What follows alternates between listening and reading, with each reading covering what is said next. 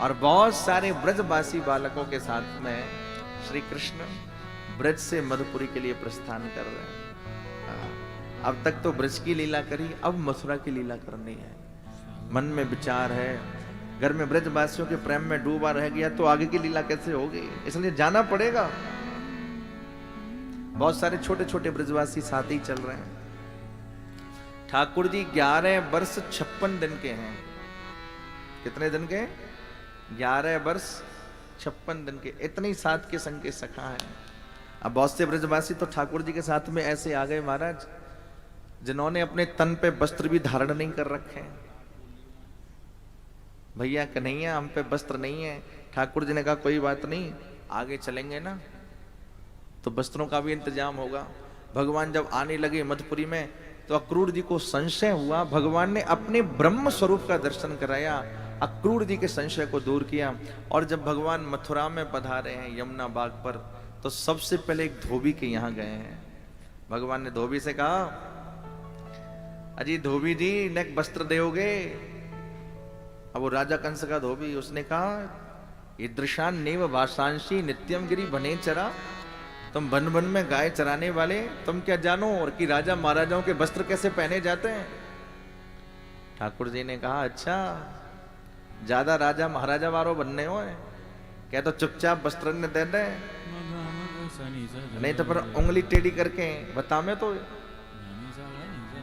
लिखा है यहाँ, सुखदेव जी ने वर्णन किया है। रजकश्य कराग्रेण श्रः कायाद पातयत्।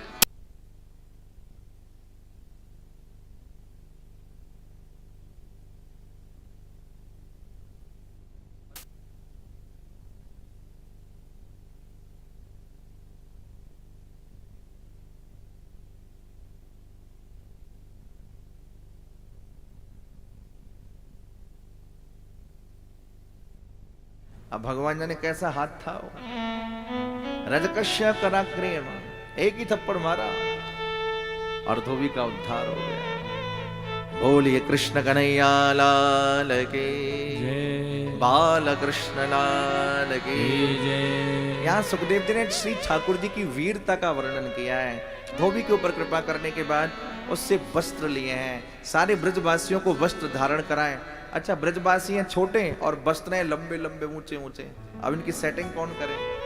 कितना भी महंगा कपड़ा हो, अगर उसकी सिलाई ठीक नहीं है तो पहन करके अच्छा नहीं लगता।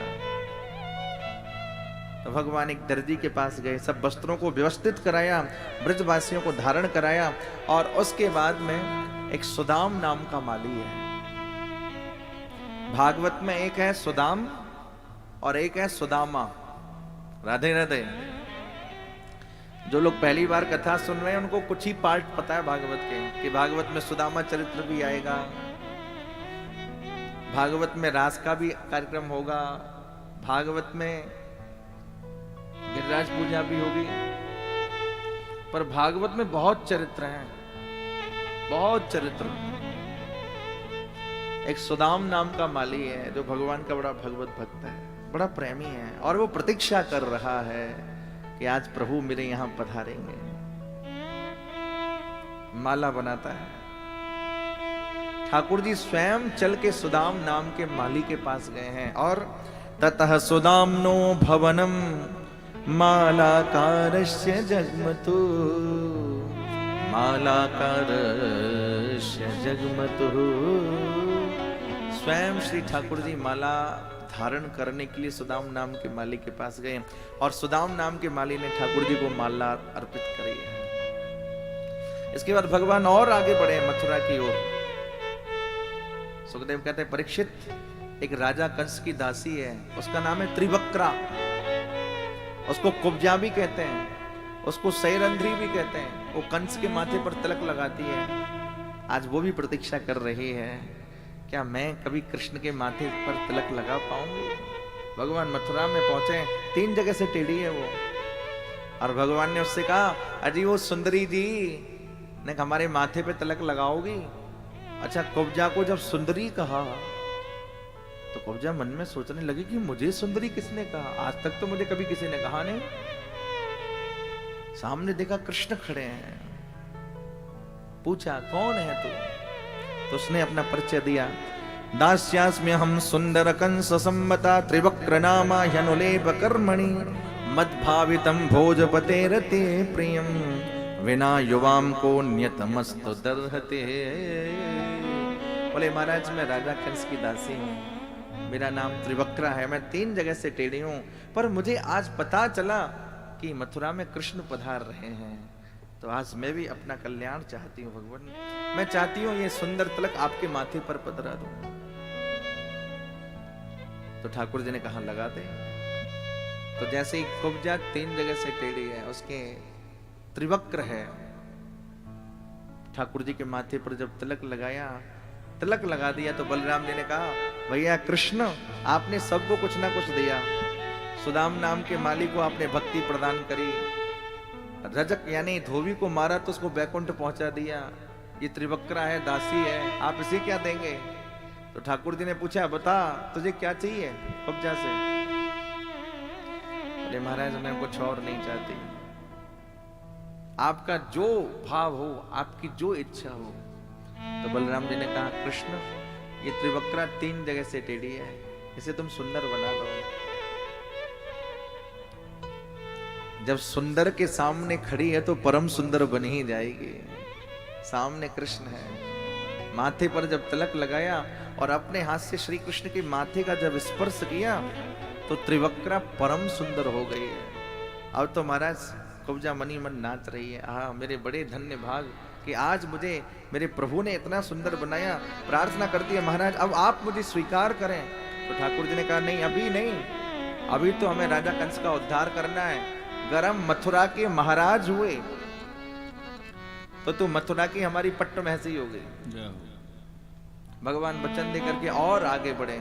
सुखदेव जी कह रहे हैं परीक्षित भगवान अब बढ़ते ही जा रहे हैं, मथुरा की तरफ बढ़ते ही जा रहे हैं। बहुत सारे ग्वाल वाल साथ में हैं, नंद आदि गोप भी साथ में हैं, अक्रूर जी भी साथ में हैं। और भगवान जैसे ही मथुरा में पहुंचे हैं, रंगभूमि में पहुंचे हैं, जाकी रही भावना जैसे, जाकी रही भावना जैसी, प्रभु मूरत देखे तेन तैसे, प्रभु मूरत देखी तेन तैसे, प्रभु मूरत देखे तेन तैसे, प्रभु मूरत देखी तेन तैसी, जाके रहे भावना जैसे, जाकी रही भावना जैसी। भगवान मथुरा में प्रवेश कर रहे हैं और भगवान ने मथुरा में प्रवेश करके सबसे पहले धनुष भंग किया है। करेण बामेन सलील मुद्रतम सज्जम च कृत्वा निमशेन पश्यताम। एक विशाल धनुष रखा हुआ है।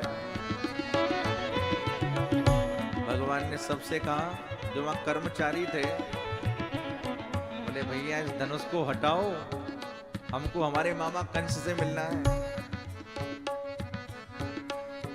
जितने भी कर्मचारी खड़े हैं सब कह रहे हैं पहले इस धनुष को भंग करो, इस पर प्रत्यंचा चढ़ाओ, तब मामा कंस के पास जाओ। तो सुखदेव जी कह रहे हैं करेण वामेन सलील मुद्रतम सज्जम चकृत्वा निमशेन पश्यताम। भगवान ने बाएं हाथ से ही धनुष को उठाया है और खेल खेल में उस पर प्रत्यंचा चढ़ा दिया है, धनुष को खंड खंड कर दिया है। भगवान फिर और आगे बढ़े।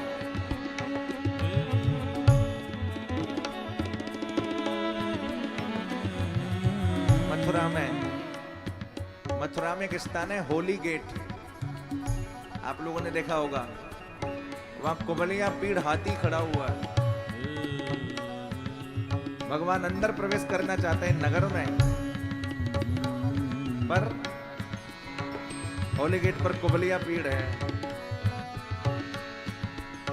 बोले पहले कुबलिया पीड़ का उद्धार करो फिर आगे बढ़ो। भगवान ने अपनी कमर में फेंट कसी है और फेंट कस के महाराज कुबलिया पीड़ हाथी की सूंड को पकड़ा है और उसको अनंत आकाश में घुमा करके पृथ्वी पर पछाड़ा है। जय हो जय हो। कबलिया पीड़ का उद्धार किया है। उसके बाद भगवान और आगे बढ़े हैं, रंग भूमि में प्रवेश किया है। दर्शन करिए। जाके रही भावना जैसे, जाकी रही भावना जैसी, प्रभु मूरत देखे तिन तैसे, प्रभु मूरत देखी तिन तैसी, प्रभु मूरत देखे तिन तैसे, प्रभु मूरत देखी तिन तैसी।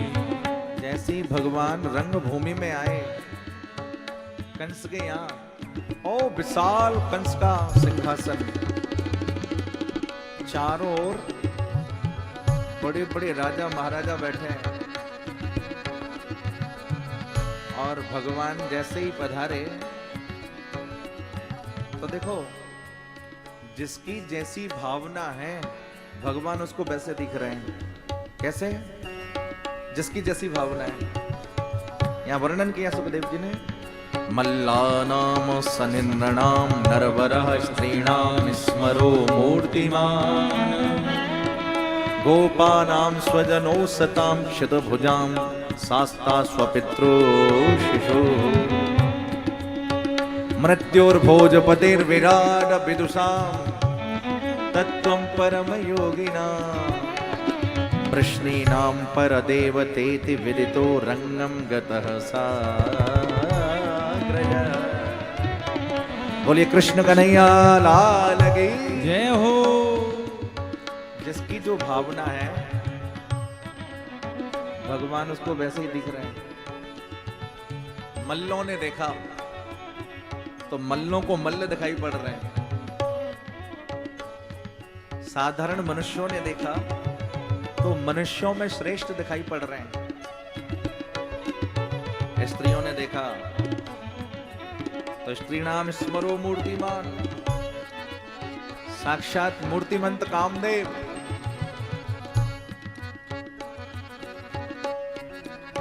वृक्ष के गोपों ने देखा तो ऐसा लग रहा है अपना ही तो बालक है, लेकिन दूर है, दूर पर बैठे मामा कंस सिंहासन पे, उन्होंने ऊपर से देखा तो मृत्युर्भोजपतिर्विराट विदुषां। भोजपति जब कंस ने देखा तो अपनी मृत्यु नजर आ रही है। योगियों ने देखा तो परम तत्व दिखाई पड़ते हैं।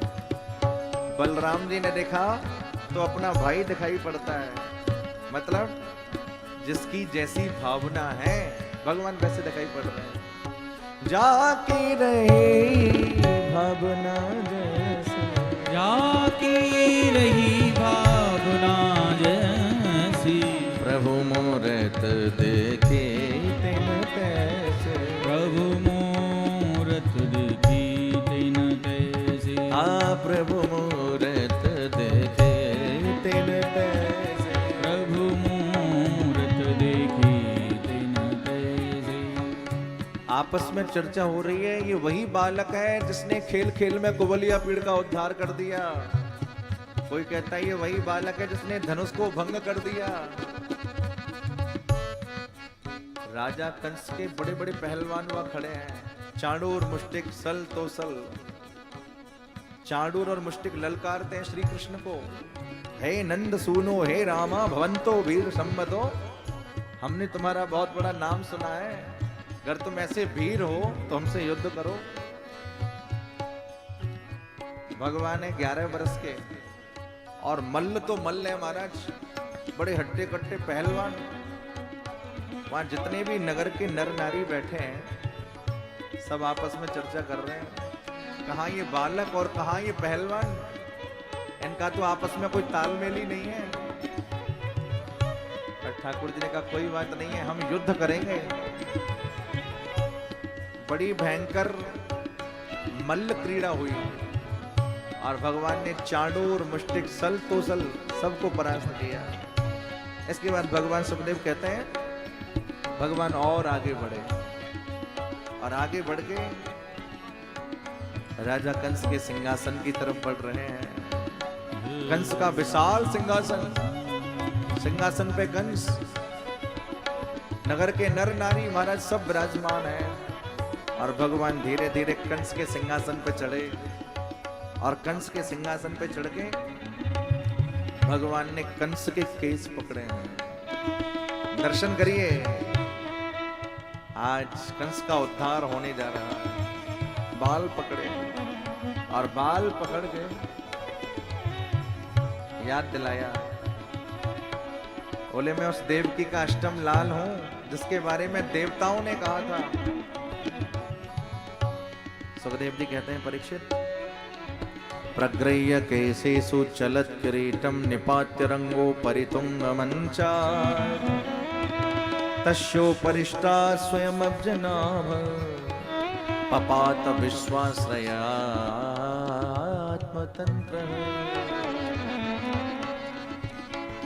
भगवान ने कंस के केस पकड़ लिए और केस पकड़ के बड़ी जोर से हिलाया और विशाल सिंहासन से धड़ाम से पृथ्वी पर धक्का दिया। कंस जैसे ही आकर के पृथ्वी पर गिरा, इतने में कंस के प्राण पखेरु निकल गए। भोलिए कंस निकंदन भगवान की जय, भक्त वत्सल भगवान की जय। भगवान ने कंस को मारा नहीं, ऊपर से धक्का दिया सिंहासन से, इतने में प्राण पखेरु निकले और जहां आके कंस गिरा उसके ऊपर आकर के भगवान कूदे, उसके बक्षस्थल पर कूदे। आप सोचो, मरा किसके हाथ से? श्री कृष्ण के हाथ से। और कहां आके गिरा? बोले जहां मल्ल क्रीड़ा हो रही थी, जहां भगवान चांडूर मुष्टिक सलतोसल के साथ में लड़ रहे थे, वहां के कंस गिरा, मरा भगवान के हाथ से। और जहां के गिरा वहां भगवान के चरणों के चिन्ह बने हुए हैं, यानी मरते समय श्री कृष्ण के हाथों से मृत्यु, और जिस स्थान पे आके गिरा वहां श्री कृष्ण के चरणों के चिन्ह। मतलब बोले सीधा सा मतलब है, मरने के बाद कंस सीधा भगवान के बैकुंठ धाम चला गया। बोलिए भक्त वत्सल भगवान की, कृष्ण कन्हैया लाल की जय जय जय श्री राधे, जय जय श्री राधे, जय जय श्री राधे। लो जी, मर गया कंस। जैसे ही मरा चारों तरफ हाहाकार हो गया, हा हेति शब्द। जितने भी मथुरा के वासी थे सब सोचने लगे, हाय ये क्या हुआ, कंस का इतनी जल्दी उद्धार हो गया। बोलिए कंस निकंदन भगवान की जय। कंस का उद्धार करने के बाद में भगवान